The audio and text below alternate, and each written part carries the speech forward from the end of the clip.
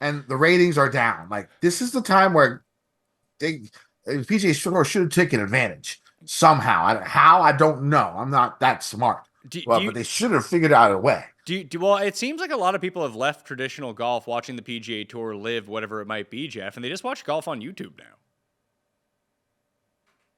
Like that's not for me, but that's how a lot of people who like have gotten into golf are now consuming golf that way too. Be it through Bryson or the good guys or the Brian Bros or whoever it might be, Grant Horvath.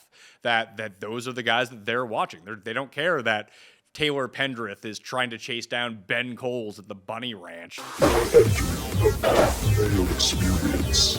Mayo experience. Mayo experience. Mayo experience. Experience. Welcome to the Pat Mayo Experience 2024 PGA Tour and Golf Year in Review, because golf season has started on the Pat Mayo Experience. If you've missed the first two shows, shame on you, but check out the audio feed, check out Mayo Media Network, and get yourself in there by subbing to the channel and subscribing.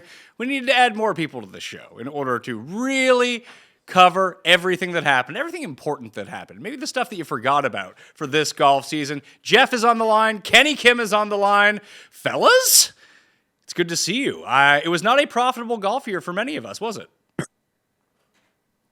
I know for Kenny. Remember he was like putting underdog in a body bag and hitting a lot of bets. But yeah, I think it was honestly, Pat, for the first time I think maybe 10 years, 9-10 years from doing the show, I didn't hit like my quota. I didn't do much. I didn't do much at all. I got burned a lot. Scotty killed. I was not good. It was one of maybe my worst year ever in terms of outright winners. Yeah, Kenny, it was all triple-digit long shots for 2 months, then Scheffler for 4 months, or Xander, and then that was it. That was the entire season. Funny enough, it was like the second most outrights I've ever hit in a year. I hit 7 this year. And then, of course, I found my way into each way betting. And that really, really helped me this season with like 41 now each way hits for the year. So for me, it was actually pretty good. I actually got Scheffler at a crazy number at the Players. We'll talk about that here, I'm sure, later on. So I actually had him as one of my winners. It's for me, it was all right. That's maybe why I'm so excited about this upcoming year. I think this is my 3rd winning year out of 7 that I've been betting. So I'm hoping to go back to back for the first time. In terms of the each ways, water always finds its level. I always feel like I'll just get it back for what I don't take in them. When I win one, it'll come back. And I mean, I wish. As we'll get into the players I lose a lot of money on, I think Pat made a category. We'll get to that, but I wish I played each ways, especially with some of the guys that I was betting. But I never think, not that I don't think to do it. I just think I'll be okay in the end. And this year, I didn't. Yeah, I mean, the thing that helped me is, when it comes to the each ways, I mean, it was just, Scotty, you realize what's happening. Yeah, so, I was like, no, I'm gonna catch it, and no, this is happening. I still love betting golf, but I'm gonna have to do it. I'm gonna have to eat the each ways because what is happening, and I didn't react to it. I didn't. Yeah, I usually go 8 places, and it's better odds than top 10s. So I just, that's the way I've been betting this year.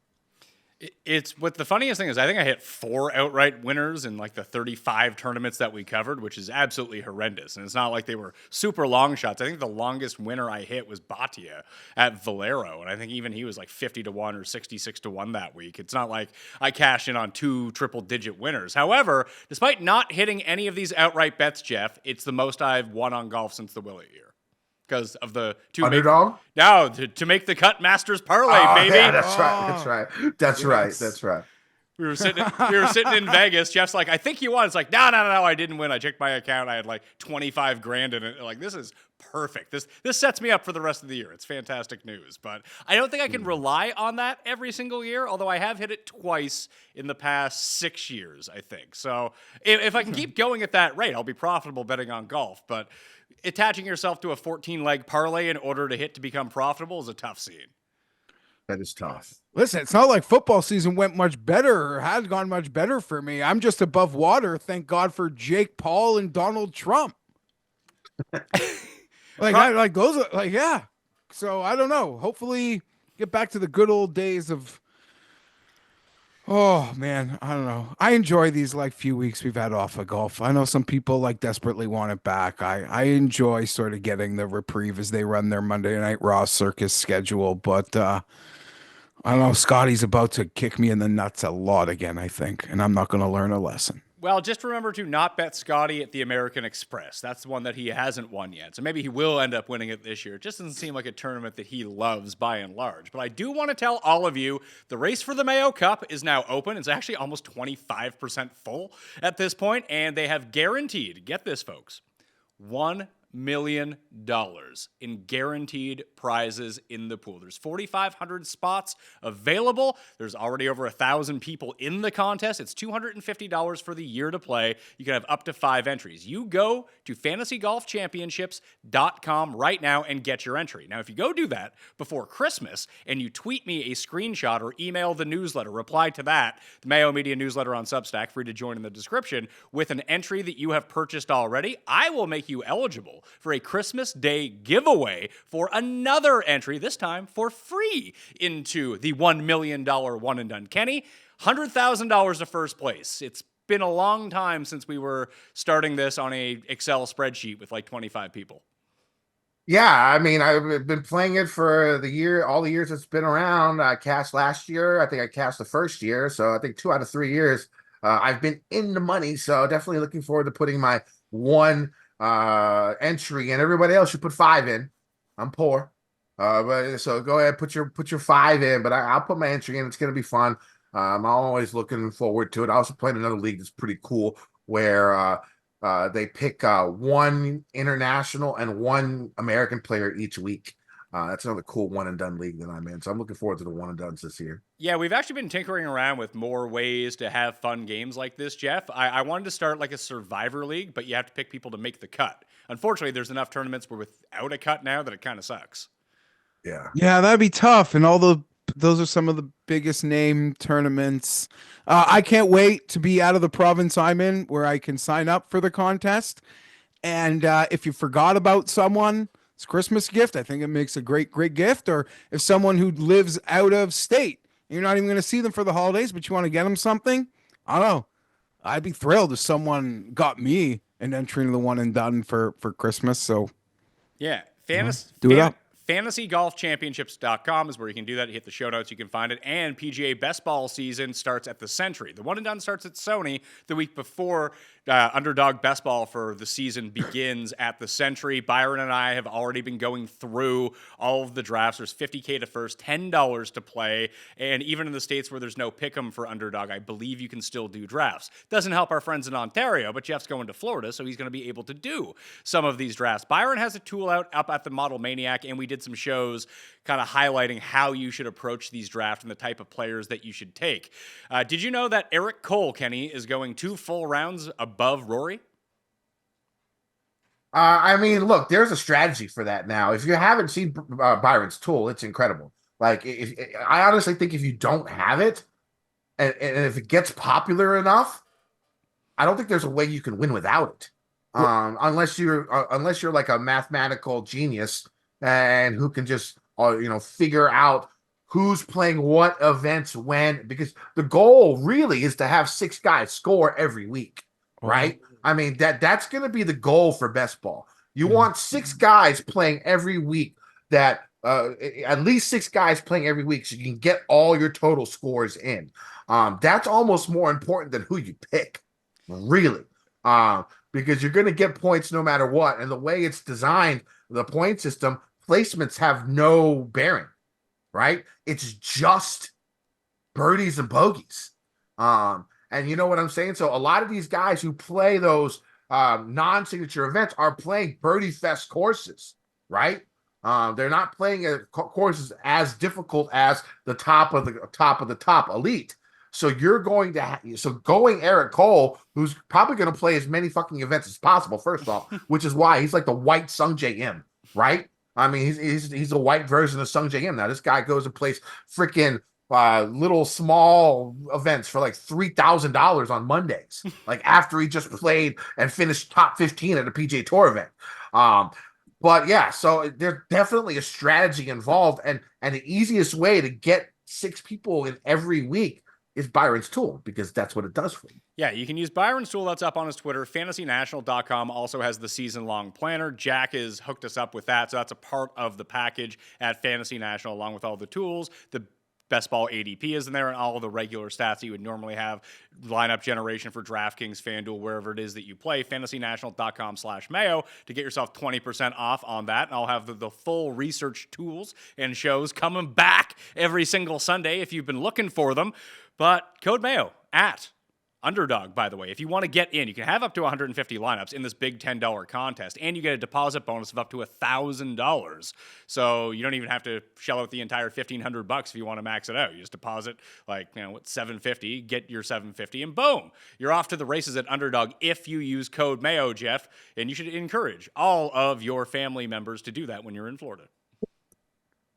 My mind is sort of blown at that, because I hadn't really looked into it, and I'm happy I heard about this, because I could have just been at the beach wondering why people were drafting Eric Cole as I was like hammering a signature event stacked lineup and thinking I had the nuts.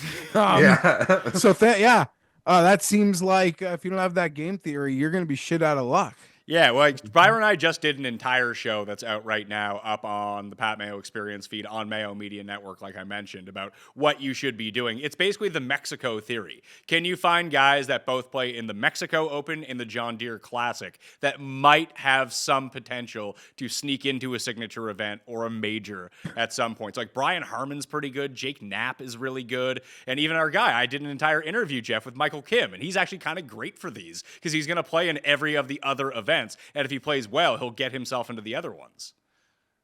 Plus, you can't forget, you really need 6 at the Century, because that is like the birdie fest of the birdie fest, right? And that one's a tough one to get. Doing some drafts, it's hard to get, your fill of 6 at the Century and then finding a 6 at the Mexico Open. It's tough. Yeah, basically, mm-hmm. You need to draft like Jake Knapp, Johnny Vegas, Davis Riley, and Nico Echeverria. Like 2 of those 4 guys will play in both, and that's like the nuts apparently. It's a weird scoring system. But anyway, we're not here to talk about the draft. That's for next year. You can check out those shows. I want to start with a category that I forgot to send you guys. Best moment of the year in golf. I have it narrowed down to 2, but Jeff, I want to hear where you're at because it probably has something to do with Ludwig or Victor.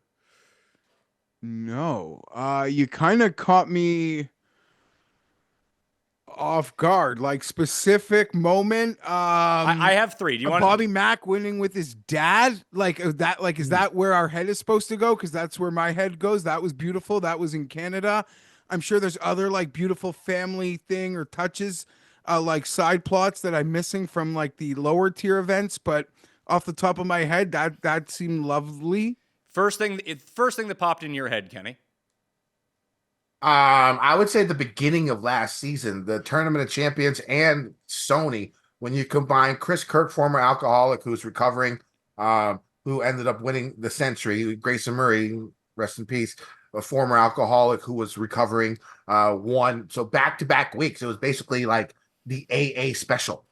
The first 2 weeks of last year, good stories, guys who've been through dark times.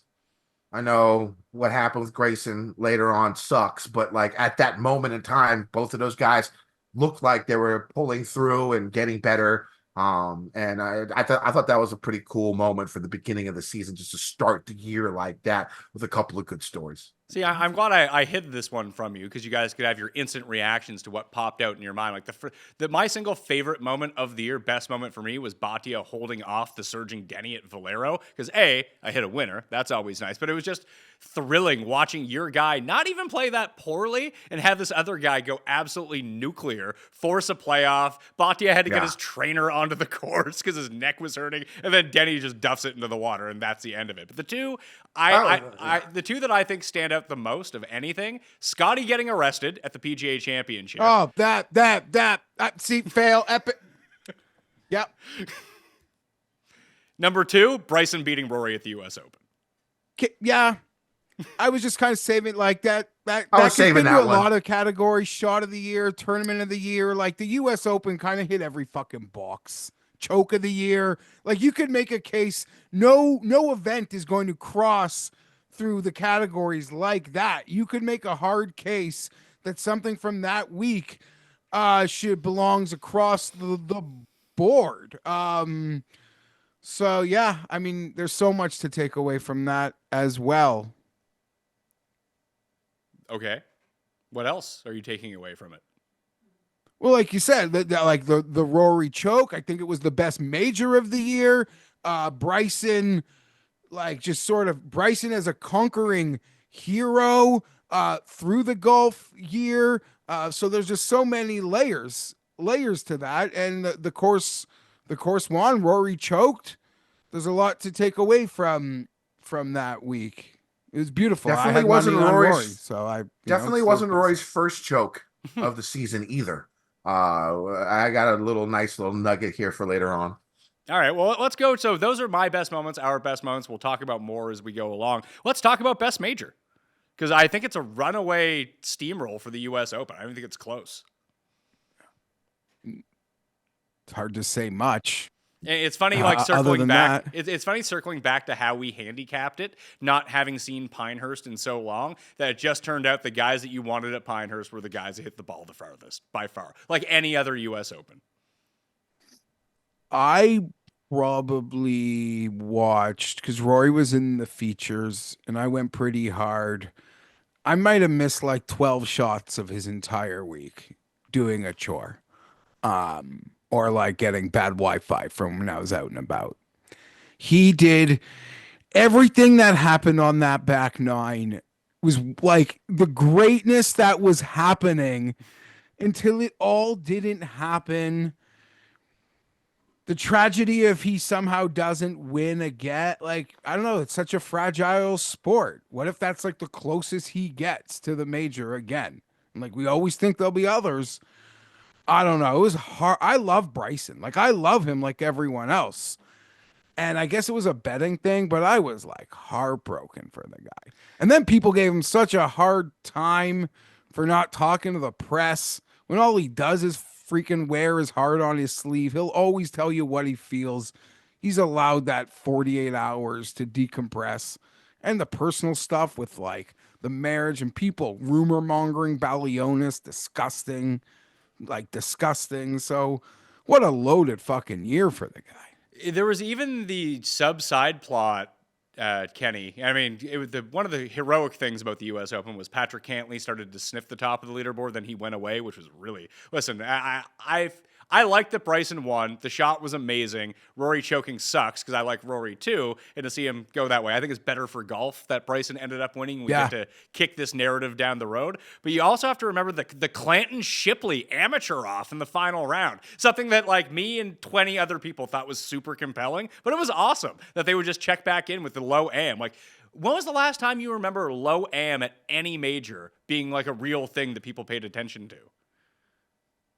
I mean, probably at the Masters when somebody was in contention. I know there's been amateurs in contention going into the weekend. Like Ben, what was it? 2 years ago, Sam Bennett was like into the second to last round. Oh yeah, you're right. But it was he wasn't facing anyone for low am. Like he was the low am. Like this was a real competition. Yeah. Yeah. You don't see. I haven't seen anything like that. Probably. I mean, I'm sure I have at some point. I've been watching golf for 35 years, but nothing comes to mind like that. I mean, I think that event was super important for golf in general, the U.S. Open. I mean, if we look back on it in about 10 years and see where golf is and if the two leagues have joined, and they're actually, coexisting instead of trying to fight against each other, I think we can look back at this year at Bryson DeChambeau, first off at the PGA Championship with those crazy irons that he built, 3D printed, right? I mean, that shit was just amazing shit. Like, who the fuck does that? I mean, that's just incredible stuff. And then you sort of see the ascension of Bryson after that week, getting runner-up. And then, his online stuff is getting more and more popular. He wins at the U.S. Open, and I think this sort of opens up the PGA's eyes when they see that. And then the following month, you look at the numbers he's putting up on his YouTube channel, which are more than what people are watching on a Sunday night, a Sunday final round of a regular PGA Tour event. Bryson's crushing that on his YouTube channel by himself, doing some wild shit. I don't know, hitting balls over his house onto a goddamn green, trying to make a hole in one. I mean, and so I think what this is just total speculation, but what the PGA saw at that point in time was like, this is the most popular golfer in the world, and he's not on the PGA Tour. Like all the other times that live golfers have gone, their popularity has waned. And what we've seen with Bryson is it had grown since he's left the PGA Tour, at least overall. Maybe not the PGA Tour fans, but for golf in general, to me, it feels like it's gone on an upward climb. And I think that's probably one of the reasons why,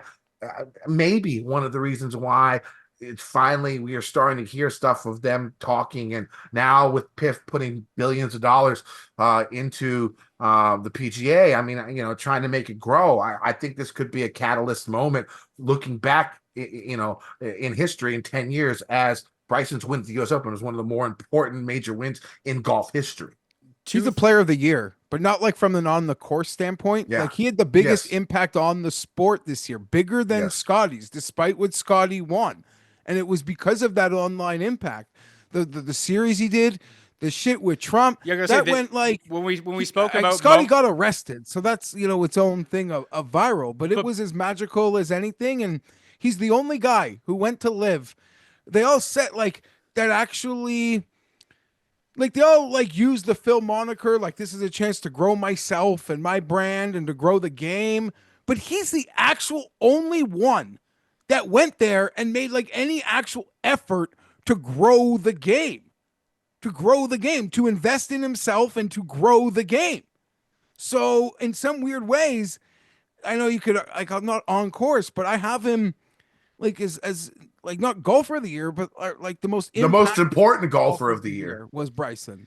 Well, it's funny because if we talk about most important golfer of the year, if we called that a category, I think it's Bryson by far. It's Rory number 2, and I don't even think there's a 3. Well, Xander, 2 majors. Yeah, but he doesn't fucking like. Could a random person pick out? Because he got arrested and he was awesome. So Scotty would be 3. Maybe if you go in a negative way, Cantlay. Because of what's happening with the Ryder Cup. But no one cares. It's like Xander wins 2 major. No one cares. Yeah. Xander, just like in our ecosystem, we can't do that anymore. We can't like that's just like that's just like not a thing we can talk about is like Xander not good enough or doesn't win the event. So he sort of just killed that for himself or for us. I don't mean that in like a bad way. That's a great thing. But yeah, I don't even know. Like, it's like I don't know. Like in the American sporting landscape, he's a fart in the wind. He won 2. And he won 2 majors. He won golf. Yeah, he won 2 majors. Say. And no one cares. Yeah. So what would you say? U.S. Open clear number 1 best major. I kind of think the PGA Championship was number 2. Even for as much as people hated Valhalla, it was great viewing. I mean, you just look at the leaderboard that they had. I mean, the leaderboard was full of just studs up there the entire time with Xander winning. You got Bryson second. Bryson second, Hovland third, Morikawa fifth. I mean, you got the old folks and Justin Rose, who had a hell of a major season, really, for an old guy, sort of underrated, with the top 10 of the PGA and a runner-up at the Open Championship. But, I mean, you got Scotty top 10, JT top 10. I mean, Rory was 12th. I mean, it was everything you wanted at the PGA. And that story about Bryson, I just can't get over the 3D printed irons. Like, when that shit came out, I was just astonished. Like, I was like, why don't more people try what he's doing? You know what I'm saying? I mean, it just made complete sense having that concave irons to be able. I don't know. I forget the reasoning, but it made sense and it worked. That was also with Puma expired, and I guess he wasn't like he was kind of at a low point. It's not like people were knocking down his door, and he obviously felt whatever. He's making all that live money. He's like, screw it. Like, I'll just build these, and like I'll invest in myself. All these other great players, they're tied to manufacturers, and it's a lot of money. Well, So he just you're not got he's going to get a right? big bump from Reebok. They're bringing it back. Yeah. He's going to Oh yeah, I basically, saw that. Yeah, good for him. Yeah, good for them. So then it comes down to the Masters versus the Open. And like the Open was really strange because Xander wins on Sunday and wins by a ton, but he finishes early. You had the guy with the SIGs. What was his name? Dan Brown? Is that his name? Yeah. Oh, the craziest Da Vinci Code. backdoor into the first rounder. Yeah, insane. Yeah, but it felt like the Open had no juice this year. Yeah, it was like it's the Open, the weather. It played a huge role.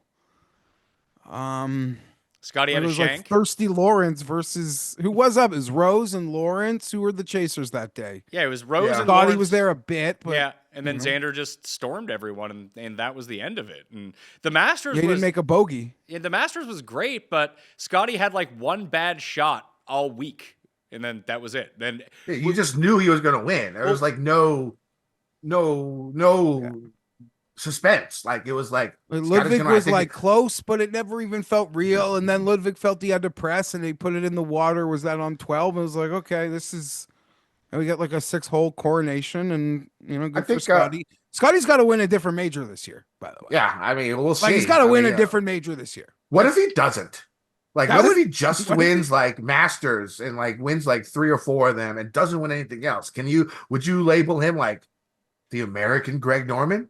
Well, I mean, everything is graded on expectation, and if he doesn't,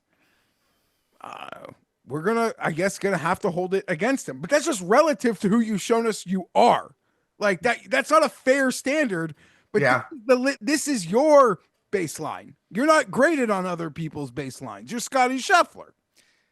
there was One thing I didn't want to add about Xander though is his win at the PGA. I know he's boring, but for the fans out there, Xander, I mean, you look what happened at the Players Championship, and everyone basically saying that he, is not a winner, right? Like, I he bet had at that the Players, moniker. Kenny, and I bet you forget Wells Fargo. He blew a Yeah. touchdown lead to Rory at Yeah. Wells Fargo. And that's Yeah. when I'm like, I am done.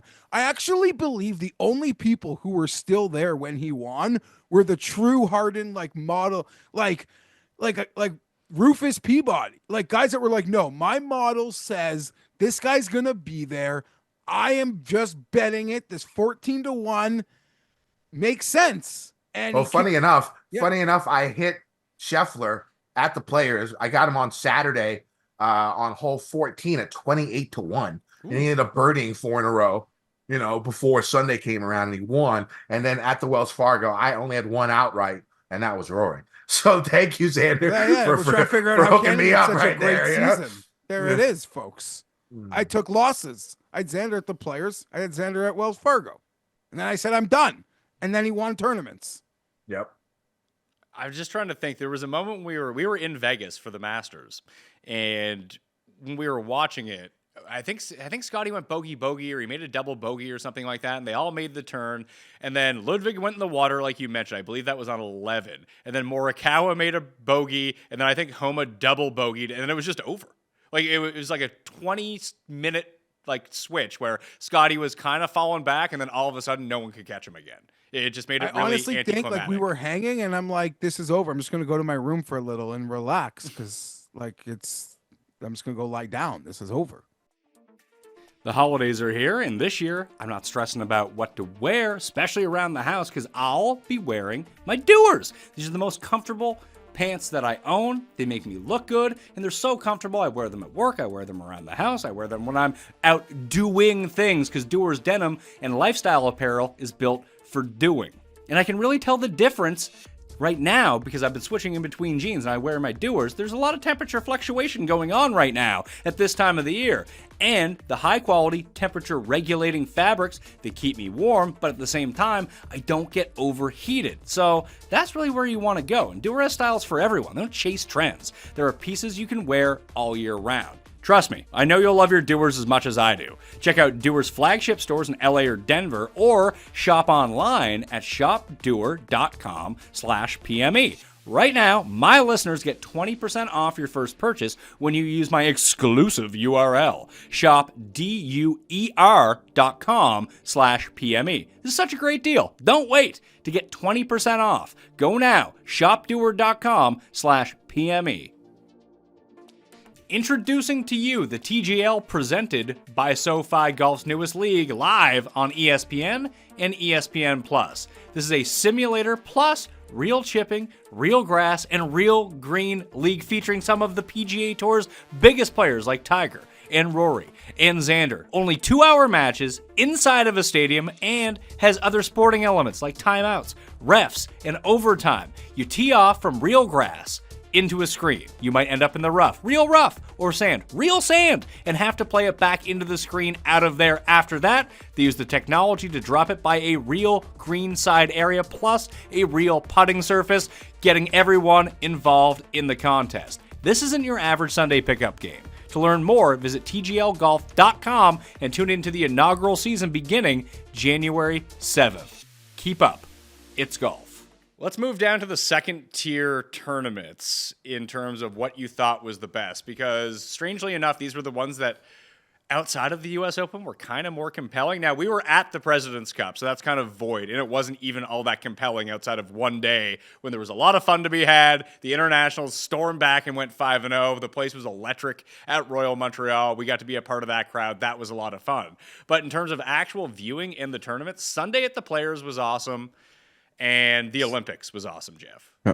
That's my list. My best tournaments were the Olympics, the U.S. Open, and the Players. If you take the U.S. Open out, I'm sure I could think of something else. The Olympics was incredible. And credit to Tim Anderson, because he said, he's like, I am the Olympic golf guy. You guys, this thing is about to become mainstream, and this might be insane, but I believe the Olympics did something where now history will, even though it's easier to win than the Players, I think on the resume, it's going to look as good or better than winning a Players Championship. This tournament was amazing. Tommy and Rom and Scotty, it was just incredible. Incredible. Second place for Tommy. I was gutted. I want a lot of them, but that one could just, how much the golf fan would have okay, I know you haven't won on the PGA, but we'll really give you, if you win this, we will really give you our flowers for Tommy. And obviously, he's not going to outdo those guys. He's just not going to do it. But as a Tommy letdown, but my favorite tournament of the year, my favorite.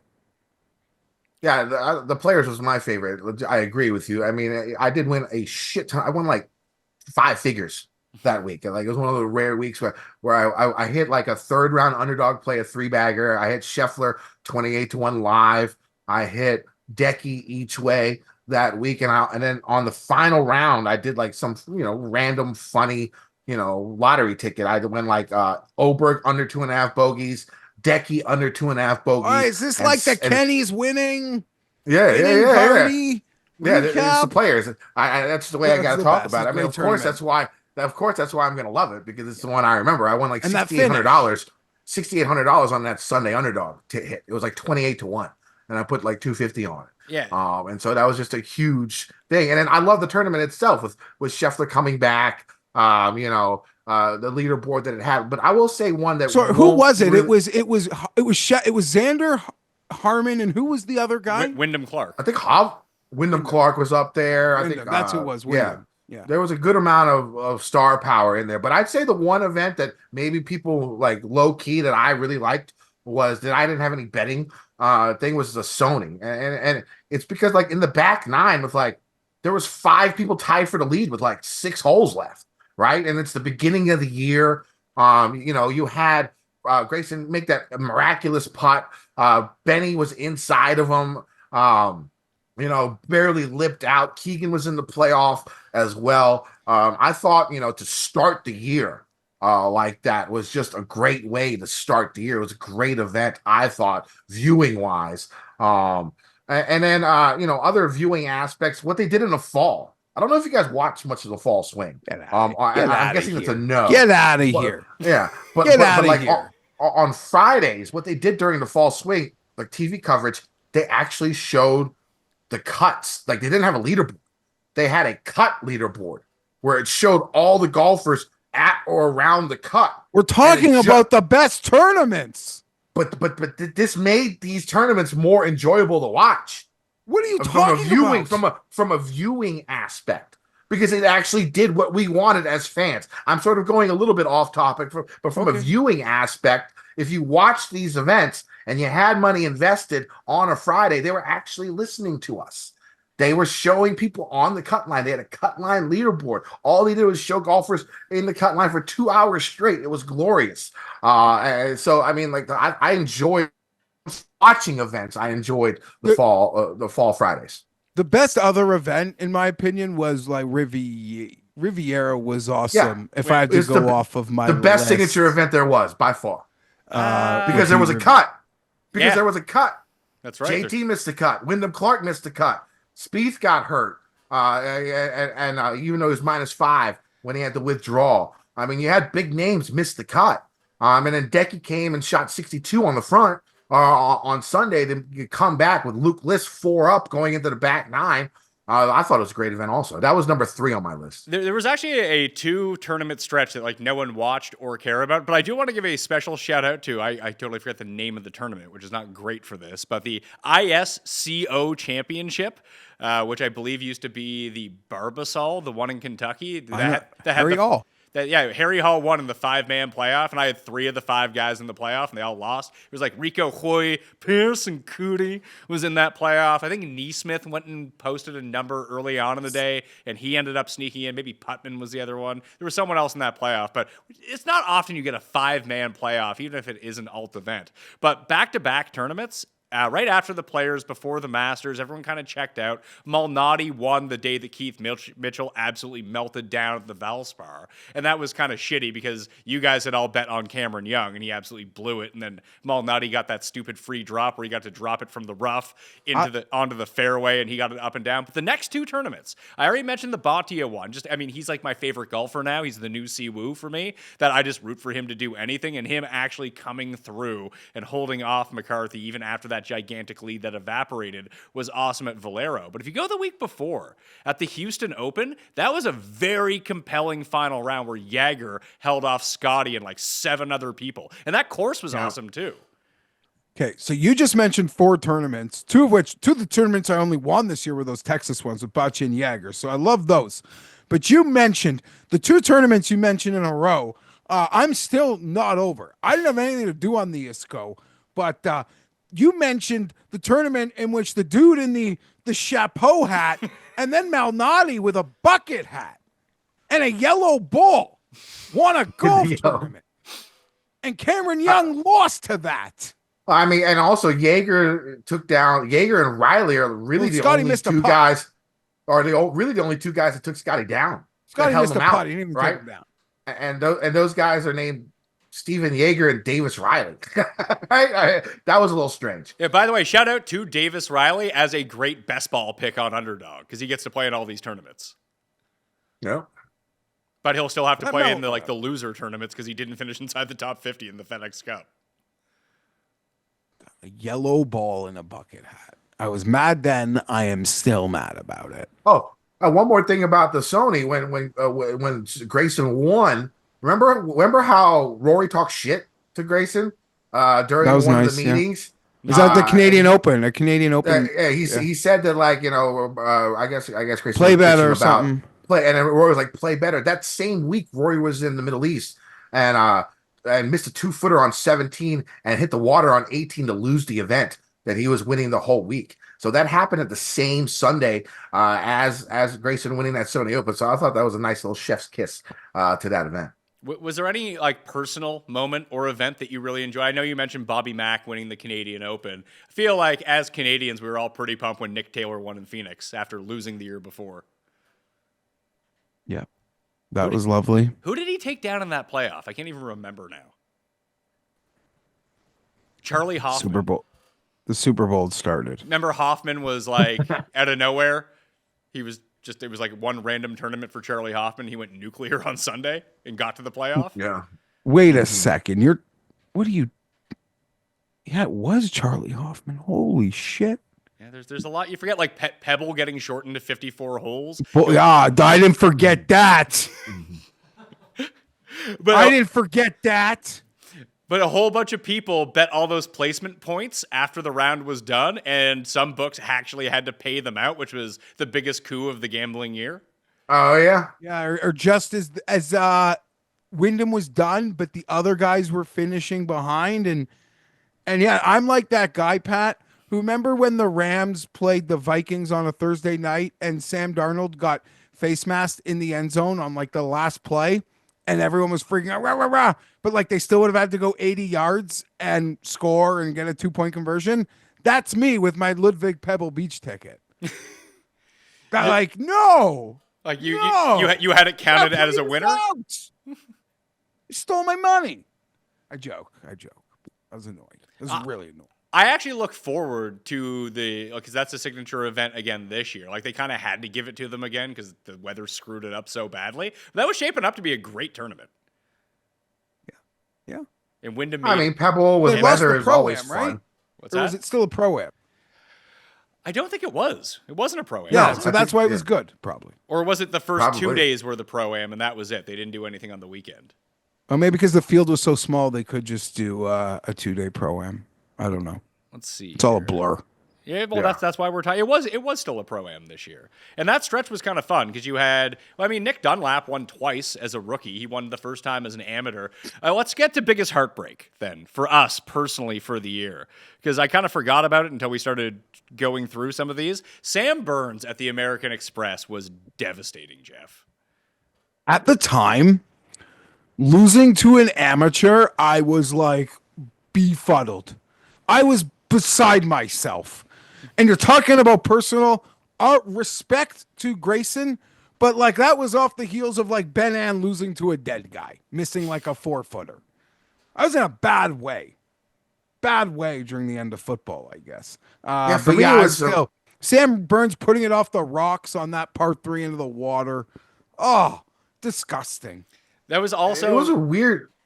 During the Sunday, Nick Saban phoned into the broadcast, and he was just on there talking about how great Justin Thomas is, and Justin Thomas immediately like duffed it into the water in front of him. It was amazing. Saban's a much just like us, right? When it comes down to it, just like us. I mean, it's a weird year for me because like most of my wins were like comeback. Like I hit Rye, coming back from Grazeman, and I guess like just looking at like the worst, I don't know, heartbreak. I really don't have a personal one because I got lucky as shit all year. I guess that great Grazeman's probably one of them, right? Just from a golfer perspective, he was 4 up with 5 to play at the Wyndham Championship, and then luckily for me, he ended up blowing it, and Rye came in and got the W. That's one of the more heartbreaking, and of course the Rory choke job, more heartbreak there. But personally, I really didn't have too many. I was always on the right side. It's one of those years. So next year, I'm sure I'll get like 75. Honestly, I think I guess it's gotta be Rory. I If- bet it hard. I sweated like 4 straight days. Just like, you're gonna do this. We're gonna get over the line. You're gonna get over the line. So for me, it's Rory. I had a lot of second places, but none of them felt like I got it stolen at the end either. Weirdly enough, for a guy I think I bet on him a few times this year. He didn't win, so obviously they were all losers. But Brian Harmon should have won the Players' Championship. For Brian Harmon, he couldn't make a putt on Sunday and finish one shot back. Like he had every opportunity. Like the easy par 5's coming up. Oh no, can't birdie that one. We're gonna make par there. Let everyone catch up to you. Like he had it, and then it was just gone.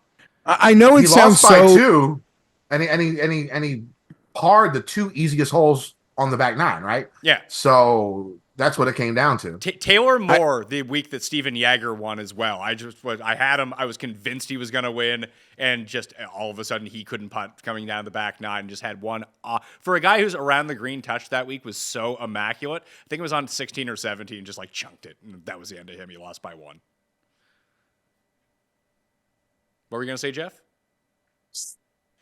you can't take anything away from Scotty. I'm not even attempting to, but all of those like wins, and I guess it's just a byproduct of him. But you mentioned like the Harmon stuff, like the easy hole, like guys are just shitting all over themselves. And he's not even near them, and he just like so many of those wins, just other people just have no idea how to finish a golf tournament. Oh, And that's a Scotty gets a lot skill. of That's a good skill. breaks. He gets a lot of good breaks. Finishing But, I a mean, golf of course, tournament is a skill. Getting breaks in golf is a skill. it is because he's awesome. So. he says it himself. He mimics himself after Tiger, where he knows where he has to miss. You know what I'm saying? And if he's going to miss, he's going to miss on the correct side. I mean, and then sometimes you just get a lucky lie when you miss it there. And so, I mean, it's a byproduct of skill, but I mean, there was definitely some luck involved with it. And I guess we didn't mention it, but maybe some people would say it's like as big of a story as anything that happened in golf. And maybe he would have gotten there himself, but like Rory telling other people how Scotty should fix his putting, and then he fixed it by like listening to like Rory on a podcast or something, talking to Scotty, but not to Scotty, to like podcast hosts about if he was Scotty, what he would try. And Scotty tried it and then never lost again. Well, he switched it up again now with the claw. Oh yeah, that's right. That's right. And then he won. He won the his ass off, in Bahamas or wherever Tiger did his shit. Like, I think Scotty's gained like one stroke or more. Like the last 6 times Scotty's gained one stroke or more with his putter, he's won. So I think Rory has the most public loss of the year, choke job at the U.S. Open. But you mentioned he missed that one earlier on. I think that was in Abu Dhabi. And then he won the next week in Dubai. Rory sneakily had a really good year. Like when you go look at his wins, he actually won a bunch across the world. Just you remember the times that he choked far more. That's where he's at in his career now. Grazerman, you brought up at the Wyndham, who ended up making the quad and ended up losing to Rye. But the biggest choke job of the year was Sebastian Soderberg at that Scandinavian mixed with his 8-shot lead. And then he 4-putted from like 2 feet. Yeah. I mean, that's just nerves, right? I mean, that's just, he's not there that often. And the moment got to his ass. I wish like Sky could tell me, like, give me your top 3, Sky, of like the funniest finishes in Europe this year. And I'd watch the final 40 minutes of each of those tournaments just laughing my head off. Because there's like the amount of shit shows that go down there on the Sunday. I just can't remember any of them off the top of my head or even some of the names. Well, I don't know if you call it a choke or not, because it was a combination of Scotty being great, but Rahm choked the Olympics away. Oh, yeah. And not even medaling. I mean, forget gold, not even getting the bronze. I mean, that's a choke job right there. Tom Kim not making the top 50, missing that putt. At the, what's it called? At the first playoff event. That was a huge choke job. You make that 3-footer, you're guaranteed into signature events all year. He finishes 51st. Rahm's going to win the Masters. But I agree. He took a long time to get going. His new normal, because in his heart of hearts, Rahm like wants to be competing against Scotty Scheffler, like as much as he can. And it clearly took him a long time to get used to his new normal and all those viral clips of him like yelling at drones or music or whatever was going on there. You know what was actually a really sneaky great moment was the Neiman Sergio playoff on Live, where they ran out of light and they had to use the scoreboard for the green. You're absolutely right. And that's just even my parents. That was like the first time my parents like watched and enjoyed Live. Like, we're putting this on. I don't care. We're putting it on. Wasn't that a week where like there wasn't an event or like No, it was Pebble. It was Pebble got rained out on Sunday. Oh, okay. That's what it was. That adds up. That checks out. I remember watching it, and I don't remember watching much Live this year, but I remember watching that, and I was like, "What tour event did I skip to watch that?" You know? Does it feel like Live had less juice this year than it did the year before?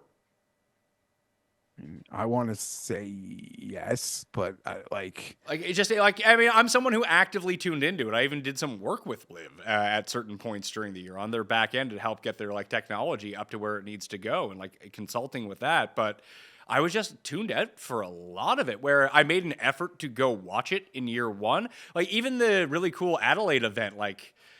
That was a fun finish because I remember watching the playoff to that, but I remember watching that tournament and I remember watching the Mexico one. I think those might have been the only 2 I watched. I mean, it's always on one of my TVs on Sunday, but I mean, usually like the small 32-inch, not like the 75, 65, or the 55 that I have sitting next to me. It's usually on the small one. And I don't really catch too much of it. I just thought the juice, I mean, they expected Rom to come in and bring it, but I mean, if he came in and won like every event, but he didn't do shit. I think he won Player of the Year or won the individual, but like all he did was finish top 10 every week, and it wasn't with the skill level of the golfers overall in Live. I mean, that's just not that great. Hatton and And Neiman were really impressive, I think. I like last year. Hatton. I think Hatton has a chance of majors. Well, let's get let's his fucking mind right. let's talk about this because Hatton was actually the winner of this category for me of sneaky great season, and you just didn't notice. I think it was Yeah. Tyrrell Hatton, or You could be Morikawa. right. It was Morikawa or Hatton. Well, we noticed Morikawa because you watched him on Sundays like slumping in disbelief as putts didn't go in. Hatton's year would have been hard to quantify. Like, what does Data Golf have? It was like 8 or something? But I didn't hear what you said. Like, I don't even know, it's probably like the top 7 or 8 golfer in the world, kind of. If you had Oh to yeah, rank. Hatton. Yeah. Yeah. I mean, when it comes to Morikawa, I think his season was a little bit more disappointing than you might lead on there, Pat, just because he had his best putting and short game year ever of his career, right? So you would expect a little bit more from him this season than one win late in the year. He At didn't least even- that's he- what my He didn't even get the one win late in the year. He won like in 2023. wait. He hasn't won this year. I thought he won like late once. No, Am I wrong? He won Zozo last year.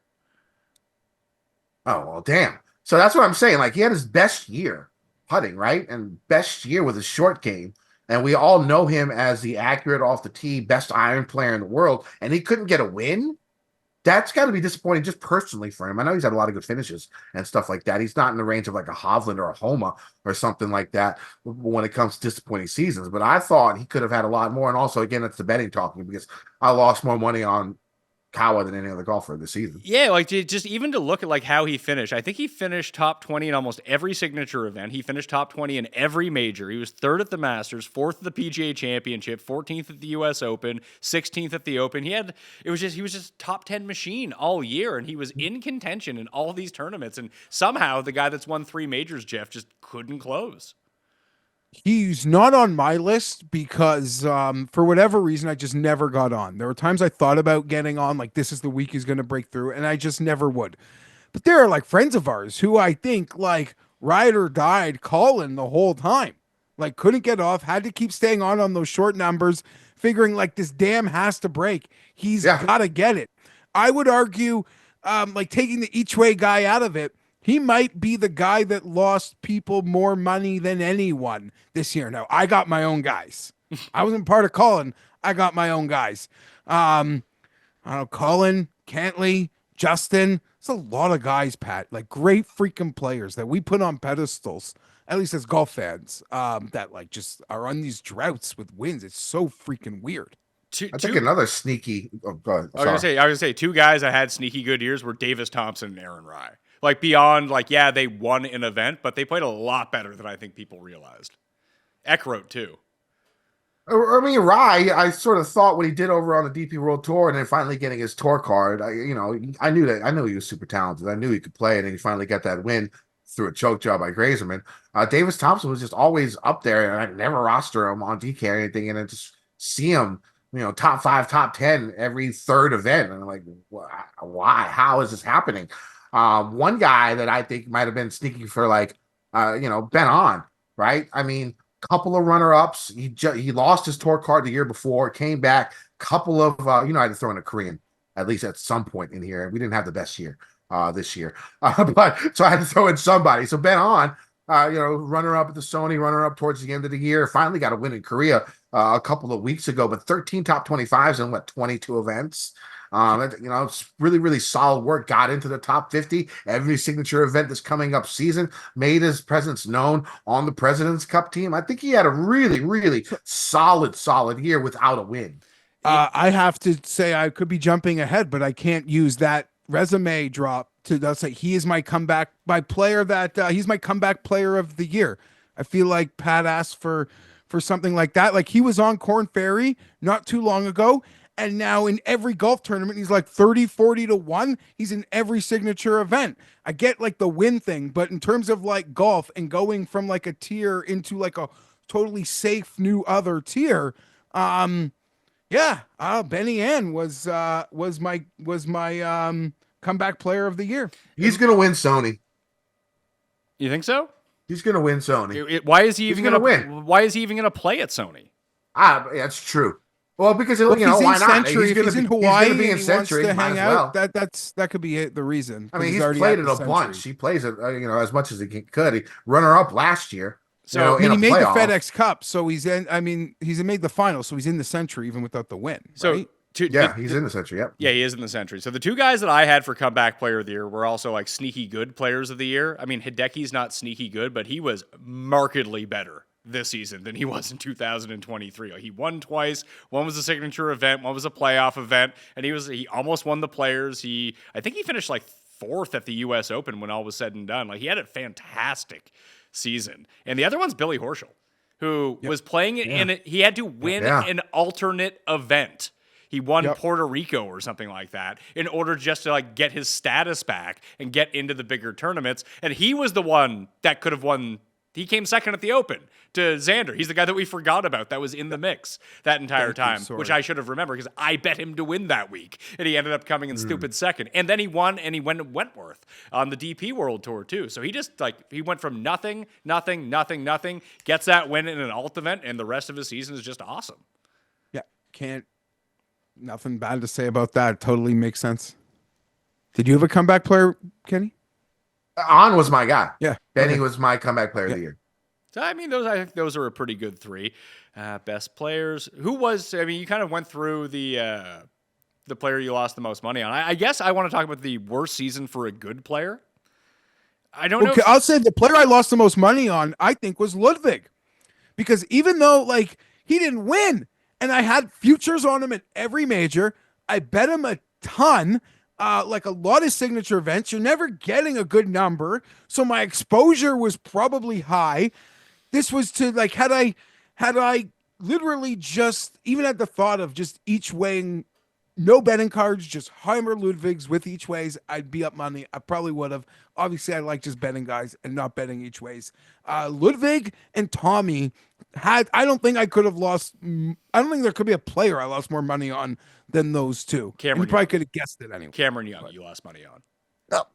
Maybe he could have made the list, but I bailed. He won $0 for you betting. So there's lots of players that won $0. Yeah, but you bet him. On this but list. you bet Cam Young every week at low numbers for like 6 months. No. I think you're overrating that. I got in a little, but not when low. Well, not low. I will say about Cam Young, I actually thought, whatever. We used to do this as a joke on the DraftKings show, Kenny, but who gets a win first, Cam Young or Carson Young? I mean, if Cam's playing the signature events only, mostly, I'd probably give it to Carson because, you've seen some crazy winners in these non-signature events. And Carson Young's got skill. I mean, did he get his card back? I don't know. I do not know. That means he'll probably be in those like alternate tournaments, which he would have a chance to win, like Puerto Rico, to win, where he always plays well. He's like new school Nate Lashley when it comes to those events. The guy I lost, but Lashley's got the W. I mean, Nate Lashley had an epic choke job a few years back at Pebble Beach for me. That was fun. The guy I lost the most money on by far was Sahith, who contended every tournament and just no-showed every Sunday. Yeah. Well, basically what Oberg's did. Oberg had the Sunday scaries too.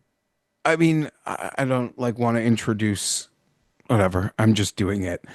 Would you qualify Cam Young in the worst season for a good player? Yes. Does he even get that? Yeah, I think he does. The easy answers. But Victor and Homa are the easy answers.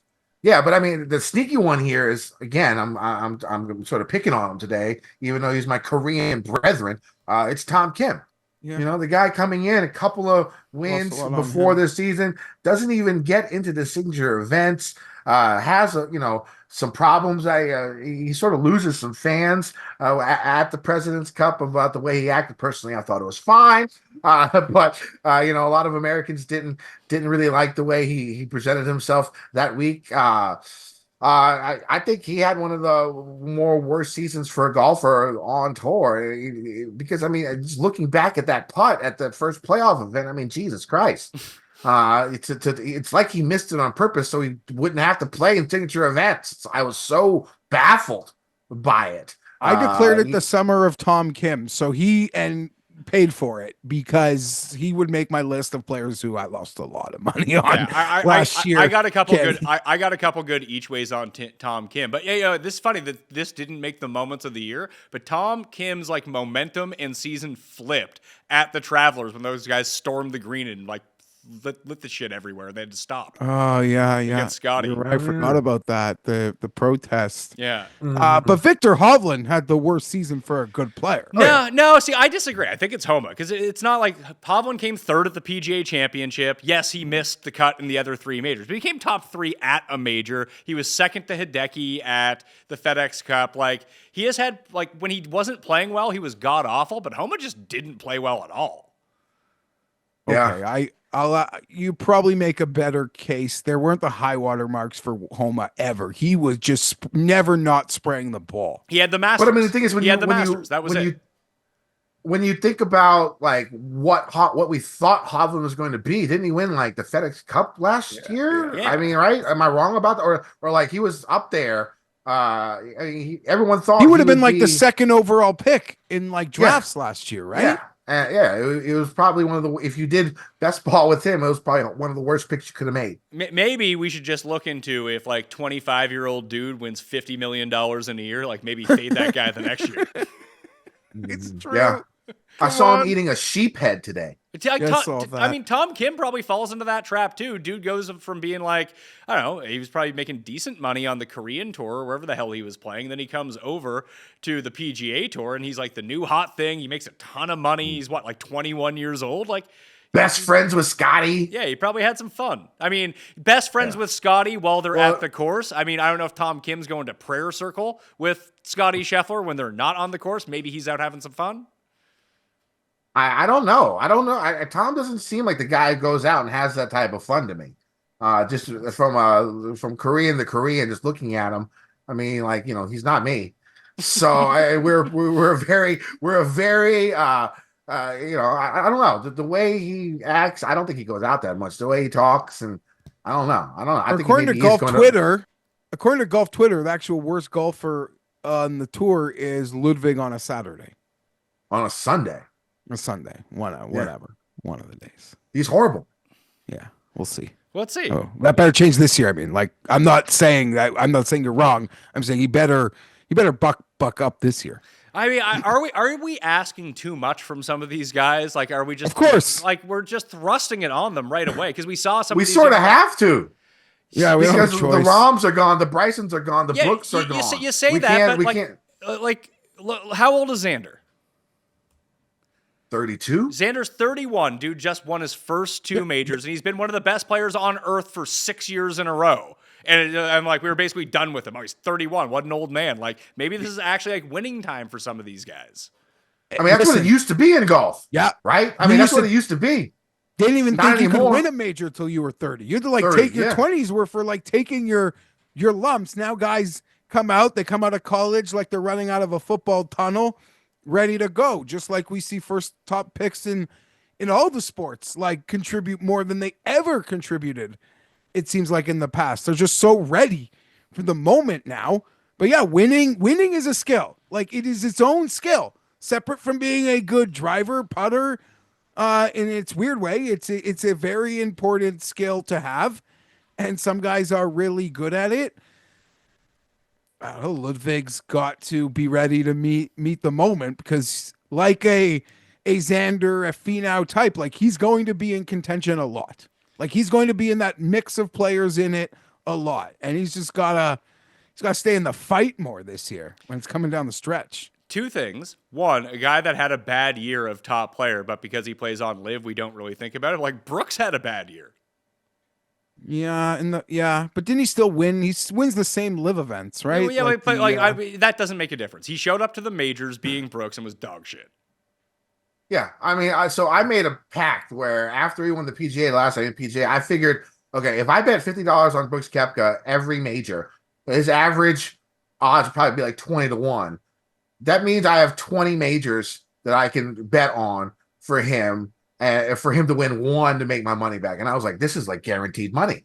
Right? I was like, why wouldn't and everyone do this? This is guaranteed money. He's gonna win more than one major.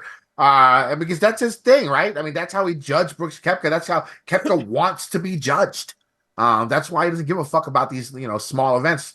And that's why the majors are more important for him. And so from his own, scale, the season was horrible. And then from Justin Thomas didn't make Team USA. We were in Montreal. There were 12 men there.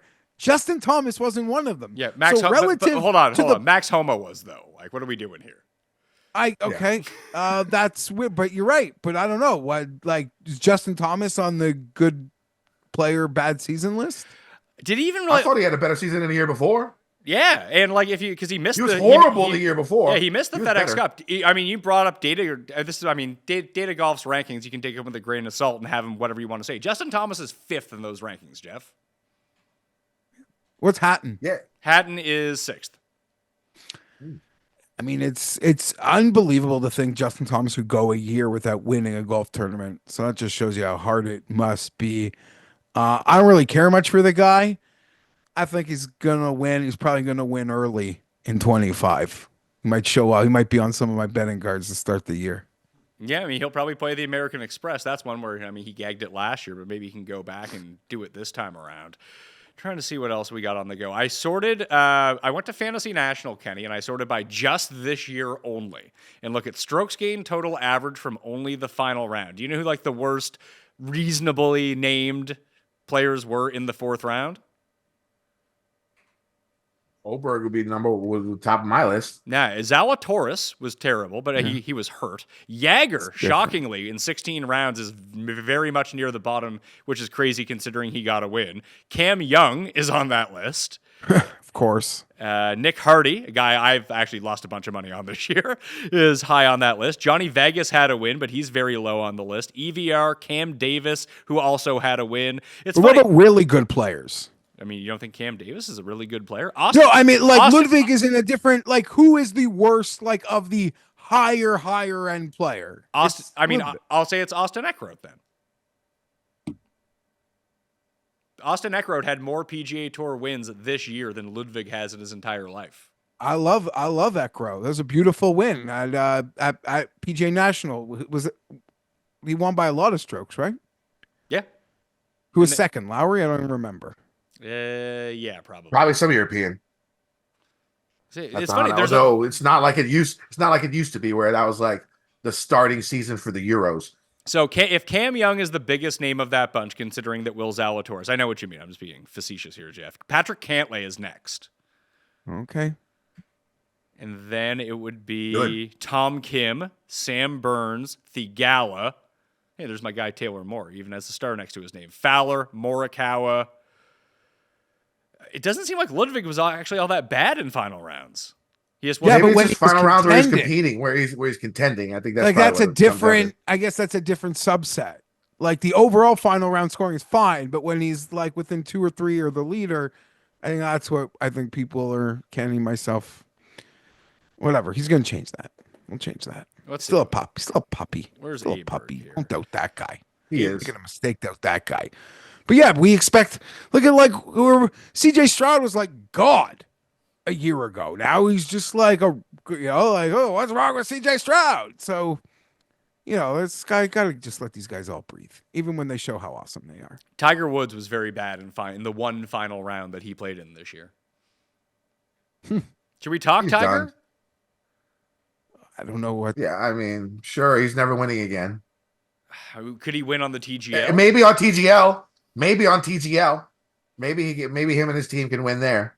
But he's not going to win on the tour again. He's not going to win another major. He's not going to win another event. Yeah, I don't even know. I mean, by the time this airs, he'll have played on the weekend with his son. No, he's not playing in that. And everybody's going to. No, he is. I thought he wasn't playing in that. I thought he was. I thought he committed to it. Oh I thought yeah, he committed you're right. too. Yeah, he isn't. He isn't. Maybe they'll win that. Well, what's gonna happen is what happens every year, where everyone sees him. It's like, oh my god, he looks amazing. He's gonna do something this year, and then he fucking sucks ass and can't barely walk. Basically, is what we're gonna see. I mean, that injury is too catastrophic. A compound fracture in your, walking leg in your late 40s. I mean, Jesus, nobody can come back from that. I think that he'll always have a sniff at the Masters until he turns like 55. Just you have to like he'll have the listen. If Fred Couples can make a run and Bernhard Langer can make a run at age 56 or something like that, I feel like Tiger, if healthy, one of those years can take a run at it. Is Tiger ever going to be healthy? No, but like you just catch Didn't he him just on have four good surgery days. again?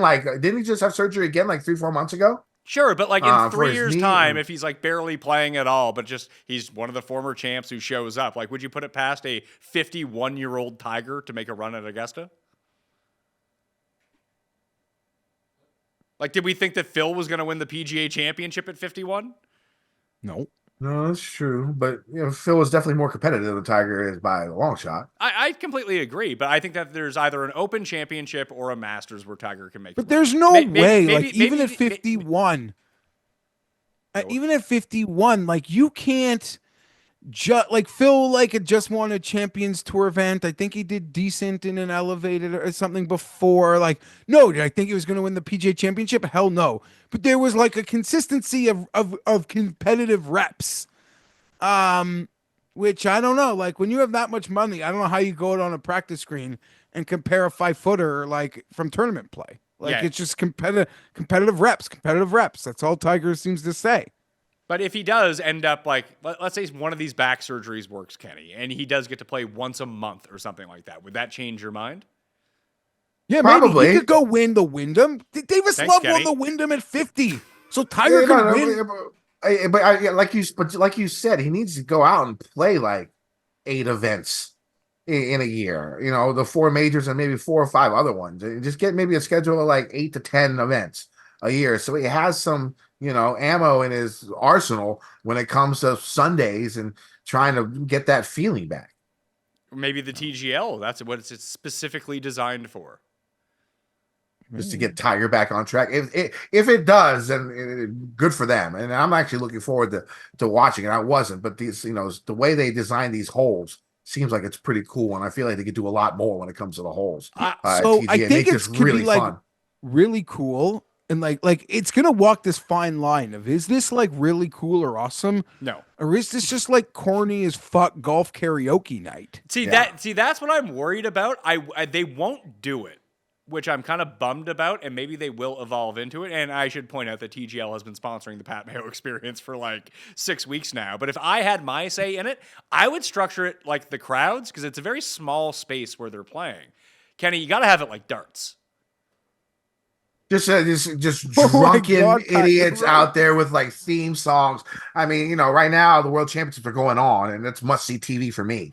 When it comes to darts over at Ali Pally, I definitely want to go to that one event. But like, I think half the reason I enjoy watching it is the crowd.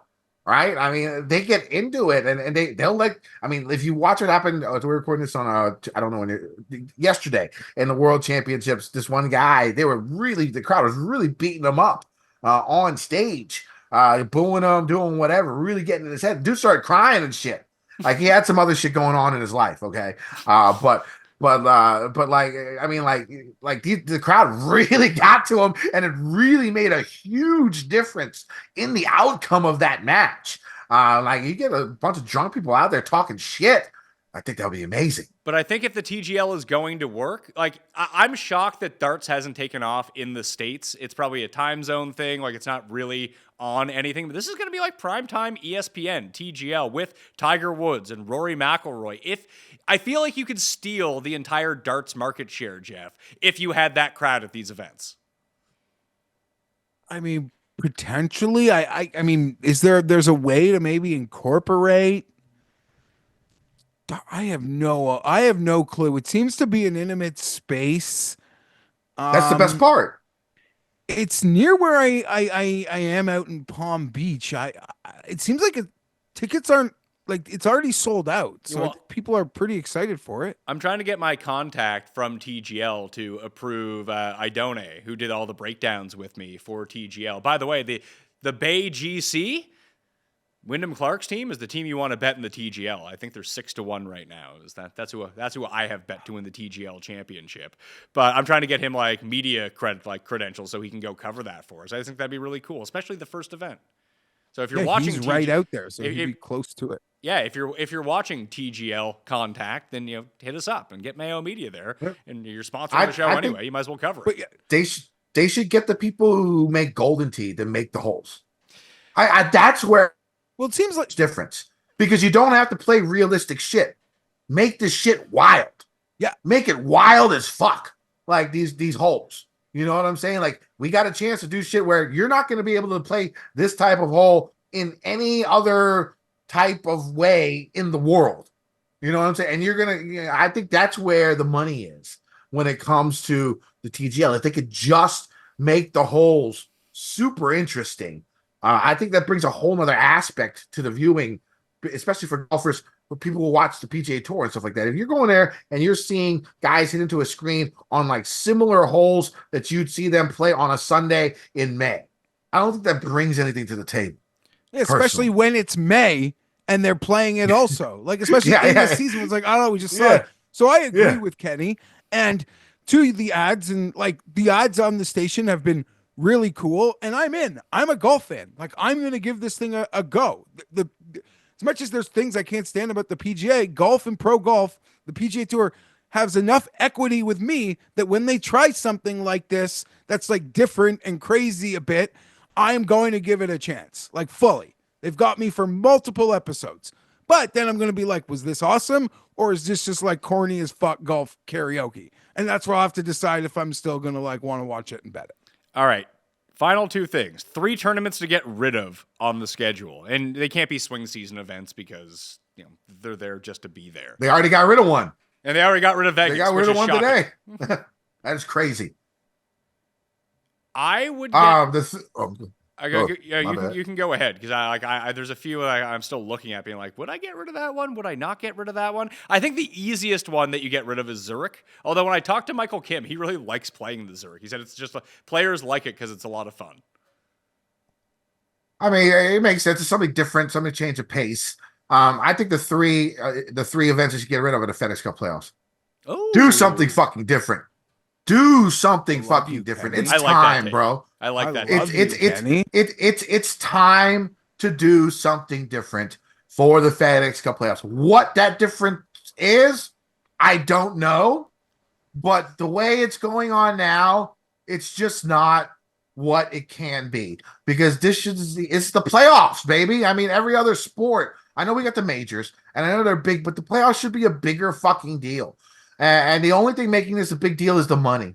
They're just doing the same shit every week. There's nothing new. There's no pomp. There's no circumstance. It's just 3 events that are just normal, and whoever does well wins $50 million or whatever, right? I mean, they need to do something different to those 3 events. They need to change the structure, throw match play in there, do something when it comes to the FedEx Cup playoffs, because, the PGA Tour doesn't run all the majors. Right? I guess the Players is their Super Bowl, but that's in February. It's like the middle of the season. Like, I mean, if they really want to capitalize on this, like all the other sports do, every other sport, the ratings go up during the playoffs, except the PGA Tour. Something's got to change. Something's got to give. They got to change it up. So for me, for me, Geoff, if I just had to take 3 crosses, I'm actually on board with this with Kenny. Just get rid of the FedEx Cup, try something different. But just to get rid of it, I would get rid of one of the playoff events, probably the BMW Championship, because that's what I'm least interested in every single year. At least the first event is like the best field of the year, so that's something. You think I would say Mexico, but I'm not. I'm going to say either Zurich or the CJ Cup, like the one the next week. Like, get rid of one of those ones in between the Heritage and the next elevated event. Just cross one of those off. I think I'd get rid of the Rocket Mortgage. Just give us a bye week at the end of June. I'd say Byron Nelson, but yes. I mean, the Rocket is in that spot. just the Midwest. There's no The Rocket, there's no the you gotta 3M. have it. You could dump one of those Midwest tournaments. The John Deere at least feels like there's like tradition there with golf fans, so I'm not gonna besmirch it. And that's why I stayed with that one. And that one runs, that one runs just before the Scottish Open now, which I'm glad they put on the schedule. I'm not opposed to like keeping Detroit on the schedule. It's just that part of the year, like July 4th weekend, just like do something else. I wish they would be willing to let the air like breathe a little. And Just one give me a of like break. my complaints as just like a golf fan is the golf ecosystem, the pro ecosystem just suffocates itself. Everyone just always plays on top of each other. I know it's gonna be super like I don't know, people. Like, I don't know if I'm saying like are we supposed to take off like when women's majors are playing to No. like give them a rub? I don't like know what the answer is, but like no one can like breathe because everything is always just happening on the same time. And Yeah. even if it's the lowest grade men's event, I will always watch that over anything else, be it like Yeah. live or even women's or some awesome amateur thing. As long as there's a PGA Tour banner doing anything, I will not be able to give attention other places. So I do I think believe that's let it breathe. I think that's the problem with live. I think if live could be better if no one watches live anyways. Record it, put it on the same time every week, every day, or every week, every weekend, the same time. So people know, 8 o'clock during baseball season on the CW. We know that live is going to be on, and no one spoils live results on X. Nobody watches it, so you might as well just record it, put it on at a different time, right? And then, so because that's you don't know when it's on. That's Like, its if you don't biggest know when it's problem. on, That's its yeah, biggest if you problem. don't know when it's on, like, how are people going to get a routine to be able to watch it? And like you said, they're not going to watch it over a PGA Tour event if you're a true, PGA Tour head, which most of us are.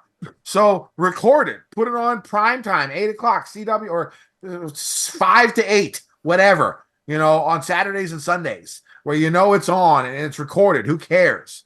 No one is going to spoil it for you anyways. At least start it like that for a couple of years so it can grow and get some type of base. So the PGA's biggest strength is you always know when it's on. You know Saturday, Sunday, before dinner, through dinner, CBS, NBC, it's on. It's like 60 minutes, the weekend news, it is on. It is there. The thing with live, even people who love golf and would maybe watch it, the schedule is so incoherent, you just don't even know when they are playing unless you're like really hyper aware and like look into the schedule. But a lot of people aren't like that. They just like have routines and like this thing, when the hell is this thing on? I'd watch it, but they play in chunks and you don't have a clue. We do because we're on the internet, but most people don't. Especially people who watch golf. I did want to throw out Matt Fitzpatrick as another player who had a really terrible year who's pretty good. Had, I think, 3 top 10s the entire time and played part of the season with a weight in his driver that he forgot about. Insane. Okay, well, let's put it at this. The final thing I wanted to ask you, your 3 favorite golfers right now for the season, just going into it that you personally are rooting for to have a big 2025. I mean, I'm gonna go Korean first with Ben An. I already talked about him. I think he's gonna have a big year. I'm looking forward to his season. Shoot, I mean, just off the top of my head, other guys, I mean, people that I want to see do well that would help the game of golf. I mean, I want to see Koepka at majors. I want to see him because I think he gets 6, he gets 7. I mean, that can start moving the needle and bringing more people back. Okay, you need guys like hold on. Let me rephrase this question then. So yeah, Ben An is the one that you're rooting for. Like, are you like, if you could pick 3 guys to win 3 majors this year, Ben An would be one, Brooks would be second for you, or is there someone you actually like more? I like Brooks a lot. He's one of my favorite dudes. I just like his mind frame, at least nowadays. I mean, yeah, he talks out of his neck sometimes. Yeah, he bullshits. But like when it gets down to it, when it gets down to the dirt, you know exactly what he's about. Majors. I sort of like that. He goes in and prepares and wants to get it, and he has the most majors out there. I want to see him get as many as possible because I think that's good for golf. A guy who has 7, who has 8, who has 9, who can get to double digits. I mean, that's a story, right? I mean, that's going to bring eyeballs. And golf's losing eyeballs, at least when it comes to TV. Maybe not on the course, which is wild, right? I mean, after COVID, more people are playing golf than ever, and the ratings are down. Like this is the time where PGA Tour should have taken advantage somehow. How I don't know. I'm not that smart, but they should have figured out a way. Well, it seems like a lot of people have left traditional golf, watching the PGA Tour live, whatever it might be, Jeff, and they just watch golf on YouTube now. Like that's not for me, but that's how a lot of people who like have gotten into golf are now consuming golf that way too. Be it through Bryson or the good guys or the Brian Bros or whoever it might be, Grant Horvath. That those are the guys that they're watching. They don't care that Taylor Pendrith is trying to chase down Ben Coles at the Bunny Ranch the week before the Memorial or something. That's very true, and we see it like those guys, Grant Horvath and company. They can push more equipment than pretty much anyone who isn't like two guys on freaking in the world of pro golf. Who do you think they could probably sell more equipment than the like 99% of the PGA Tour? Honest question. I don't mean this as a shot at your guy Daniel Berger, who I also enjoy. Who did actually I lost a lot of money on during the swing season, but. If it came down to it, do you think that TaylorMade would have, or let's say PXG, because I actually have the numbers on this. I'd be curious to know. Would PXG sell more clubs sponsoring Daniel Berger or sponsoring the Pat Mayo Experience? The Pat Mayo Experience. I think so too. That's a like sad, it would take like scene. Berger. It would just. I think the floor is hot. Like sure, Berger could do something amazing in multiple events. Yeah, and then but it wouldn't even be close. like his ceiling would be way higher than yours, but your floor is way higher in terms of like selling the first 3,000 units, in my opinion.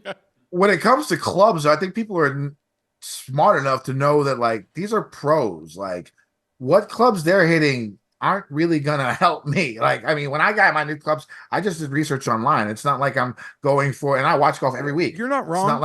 It's not like I'm going for, ooh, let me get the club that Dustin Johnson's playing or Rory's playing. You know what I'm saying? I want the best club for myself, which I know is not something that a pro's going to use. I mean, I would expect most people think like that, but I guess there are. Exceptions. Shockingly enough, I don't think most people. I think like marketing is powerful, and actually, I think most people actually like want to buy something specific.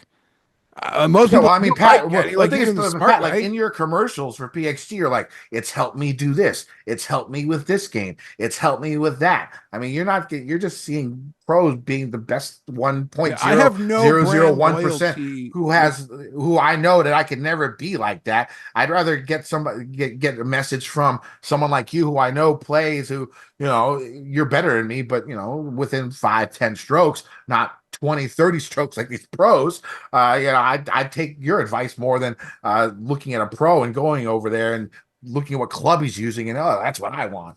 But one more thing, Decky is another guy I want to see a major this year. Oh yeah, that's good. That's a good shout on him. Mm-hmm. So you went Ben Ann, Brooks, and Koepka, and Hideki. So who would be your three, Jeff? Well, from let's get someone off the mat. Like, let's be next year's comeback. I don't even know if it'll count, but let's get you good again is Will Zalatoris. I'm rooting for you. Hopefully you're healthy. Hopefully what we saw a couple years ago can find its way back. In terms of guys I want to see majors, it's Tommy, it's Ludwig. Finau. I want to see Victor be great again. That's three. Yeah, and hopefully Finau doesn't go to live. No, he doesn't. He's not going to live. That was the most misreported story of the year. The guy has a wrist injury or something. They're like, he's going to live. It's no. He's no, I'm not.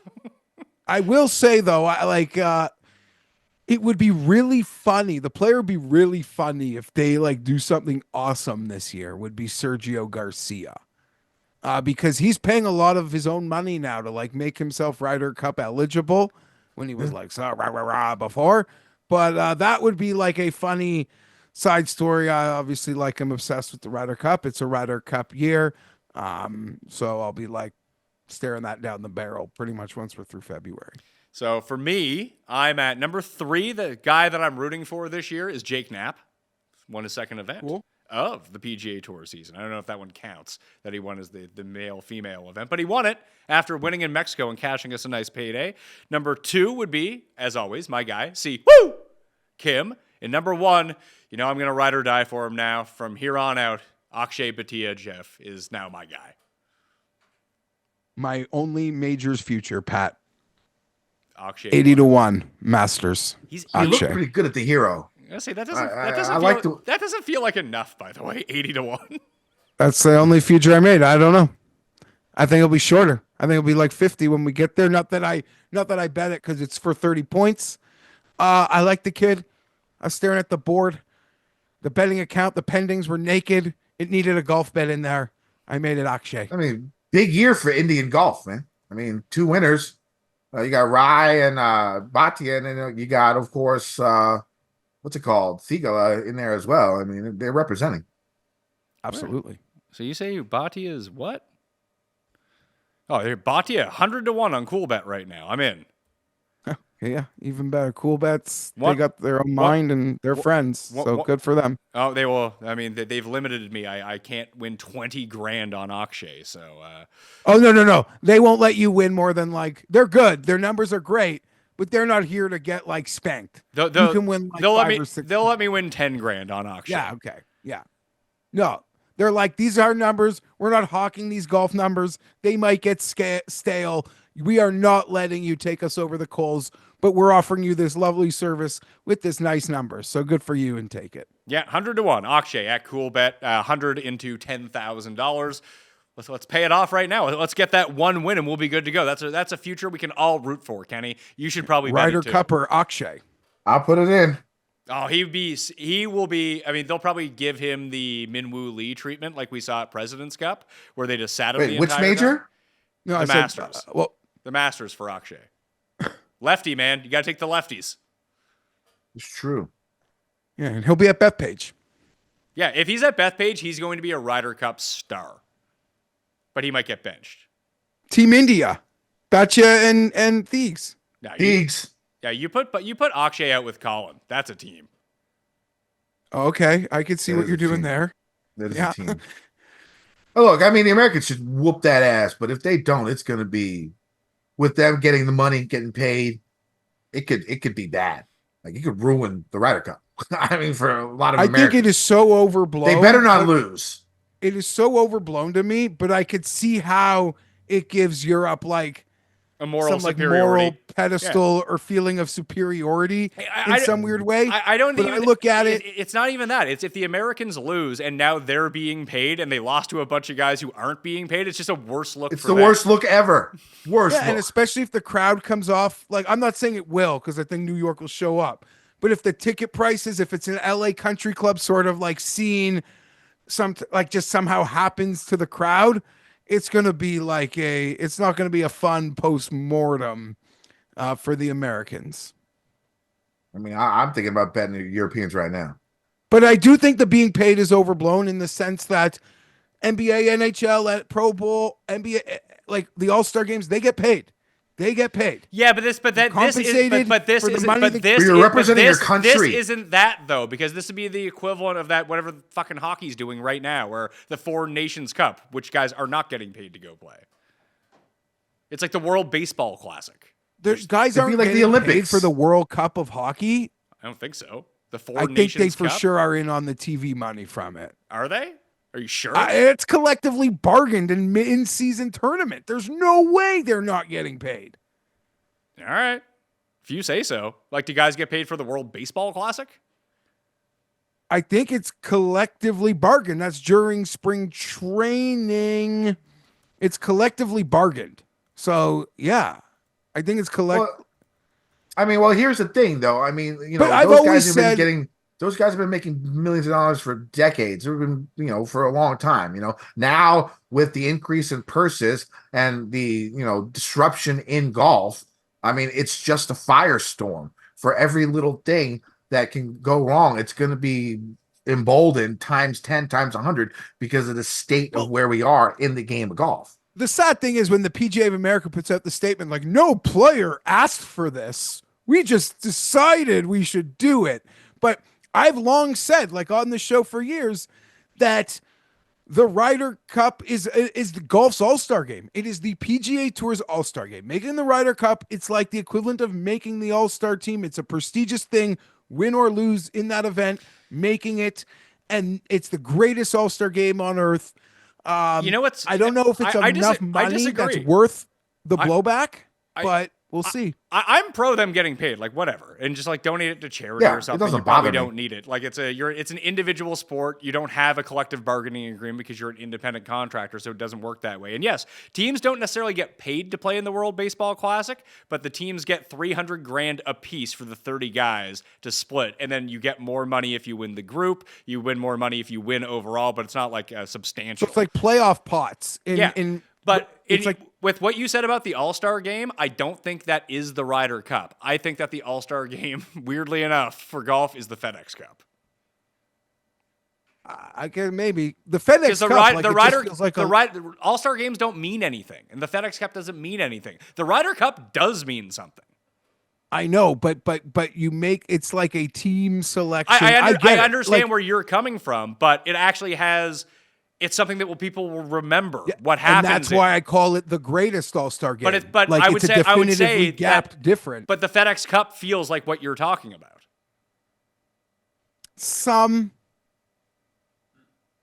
Where shit don't matter. Sure, yeah, I can see your Basically, point. that's what I'm fucking trying to say, right? Where the shit don't fucking matter. It just plays, and it's all the best guys. Yeah. Just like an all-star game, the FedEx Cup is very, very similar to that.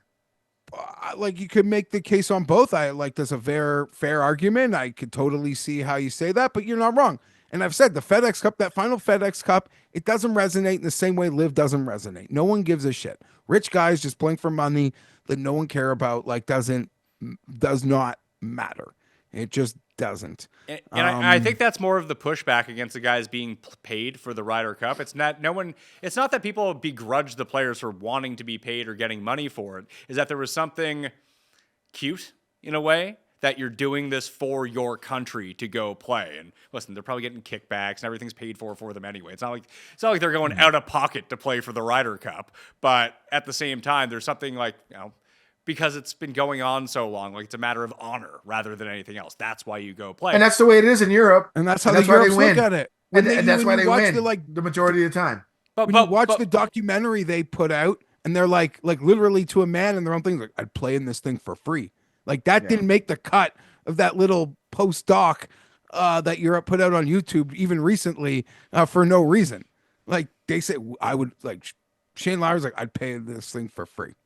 I couldn't watch that, but it's my favorite sporting event, and the U.S.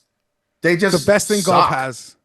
Yeah, and that's why I guess my word. Like anything, I don't actually care. They're getting paid, like their time. They're being compensated a bit for their time. I don't think that's the worst thing in the world, but I don't know that it's enough money that makes it worth the fallout from it either. And to my understanding, everything the team Europe makes, it goes right back into like the RNA and youth like golf initiatives in Europe. Sure. So they kind of just feel like they're donating anyway. I think the problem becomes where I think it's the USGA that runs the Ryder Cup from the American side and the RNA from the European side. That PGA of America. No, PGA of America is it's PGA of America and the PGA Tour is the President's Cup, right? Yep. Yeah. It just feels like the money isn't going back into everything that they say it's going in. That there's some like 4 guys on the board who are just taking big paydays at the end of all of it. And that's You're where probably the right. Is going. That's the problem. With And it. Like if you knew that 100%, like after you cover the cost of setting everything up, that 100% of the money was now just going back into doing everything. I don't think the players would say that they should make the money, but I think that they know where the money's actually going. So like fucking cut me off a piece then.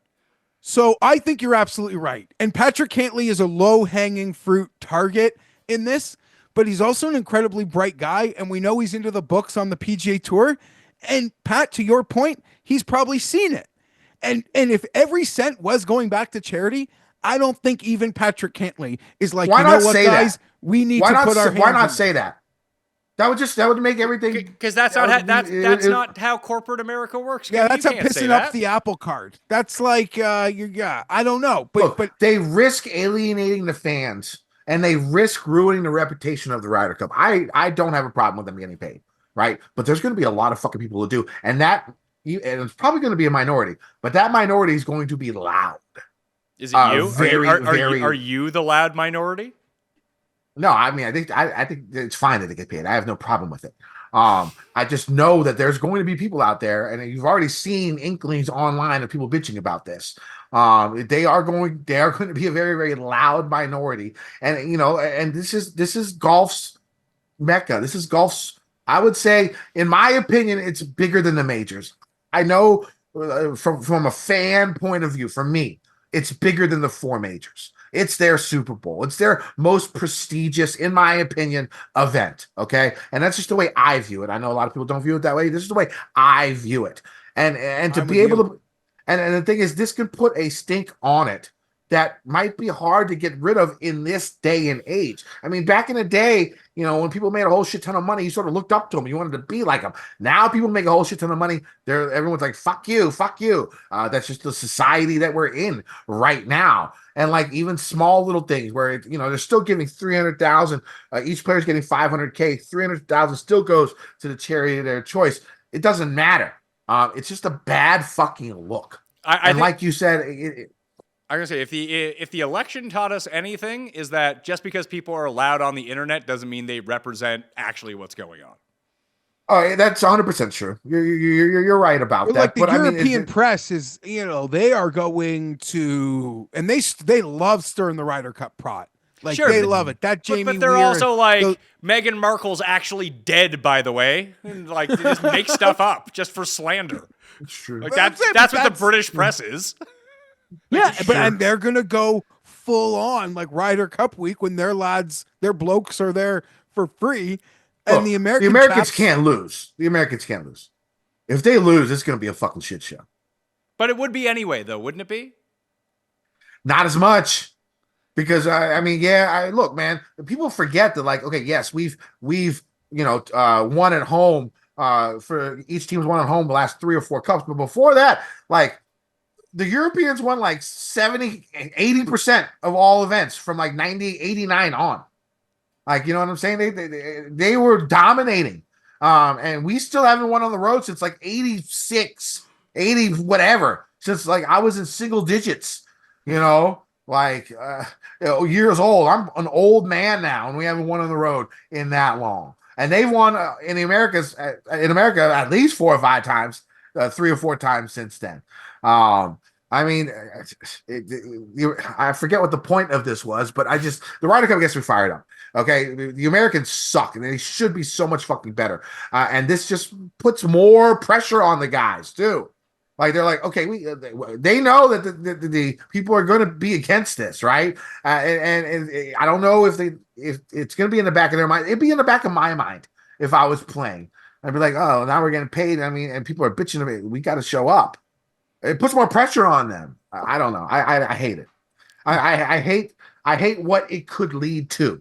I don't mind the players getting paid personally, but I'm only one person, and I don't think like a lot of people out there, and a lot of people out there are going to hate it, and I think it could bring down the reputation of the event.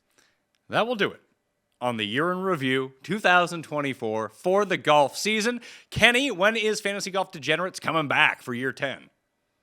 Monday the 23rd. We are doing a season look ahead show. So we'll be looking ahead, talking about who we think we like this year, who we think are going to win the majors. I have a 4-man Korean parlay for all the majors. That's like 122 million to 1. Definitely gonna hit that one when it comes down to it.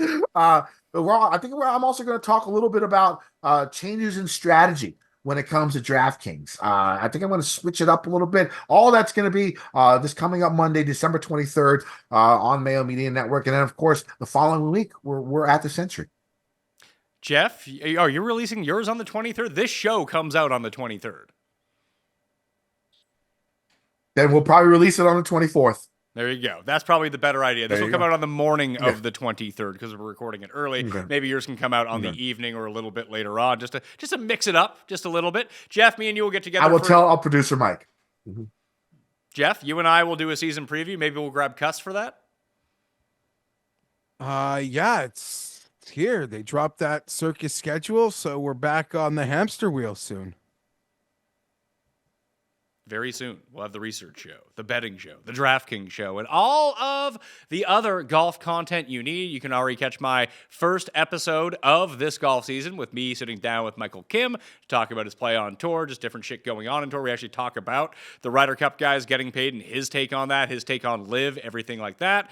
Byron and I did the best ball breakdown in the draft strategy, and we'll have more live drafts coming on through. And if you ever want to support the Pat Mayo experience, you can do that two ways. One, using code Mayo at Underdog, getting that deposit bonus of up to $1,000 and play in these PGA best ball drafts. They are a ton of fun. Two, play in the one and done at fantasygolfchampionships.com. If you screenshot me either on Twitter, Instagram, email, wherever it is, your entry that you have already paid for this year's tournament, you're eligible to be in a draw for a second free entry this time. $7 a week. It goes from January to August. It's the thing that you're gonna want to play in, and it takes like 15 minutes a week, and they'll text you if you miss your pick before the tournament starts to remind you to make it. All right? Why wouldn't you play? FantasyGolfChampionships.com. I'm Pat Mayo. I'll see you next time. Pat Mayo Experience! Experience!